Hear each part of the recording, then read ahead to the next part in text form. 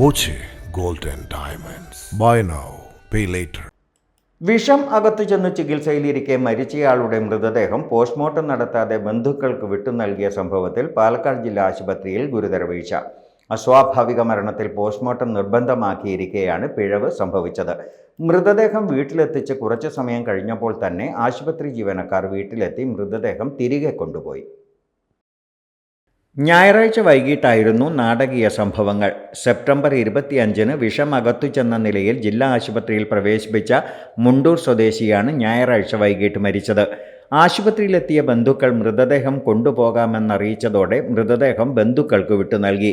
മുണ്ടൂരിലെ വീട്ടിലെത്തിച്ച മൃതദേഹം അന്ത്യകർമ്മങ്ങൾക്കായി വെച്ചതിന് ശേഷമാണ് ആശുപത്രി അധികൃതരെത്തിയത്. മൃതദേഹം പോസ്റ്റ്മോർട്ടം പൂർത്തിയാക്കിയില്ലെന്ന വിവരം ജീവനക്കാർ ബന്ധുക്കളെ അറിയിച്ചു. ഇവർക്കൊപ്പം പോലീസും എത്തിയിരുന്നു. അസ്വാഭാവിക മരണമായതിനാൽ പോസ്റ്റ്മോർട്ടം നടത്തിയാൽ മാത്രമേ മരണ സർട്ടിഫിക്കറ്റ് ലഭിക്കൂ എന്ന് ബന്ധുക്കളെ ധരിപ്പിച്ച് മൃതദേഹം തിരികെ കൊണ്ടുപോയി. കൊണ്ടുപോകുന്നതിനുൾപ്പെടെയുള്ള ചെലവുകളും ആശുപത്രി അധികൃതർ എടുത്തു.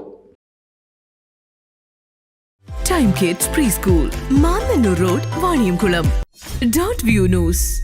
കാഴ്ചകളാണ് ലോകം, കണ്ടു തുടങ്ങുക.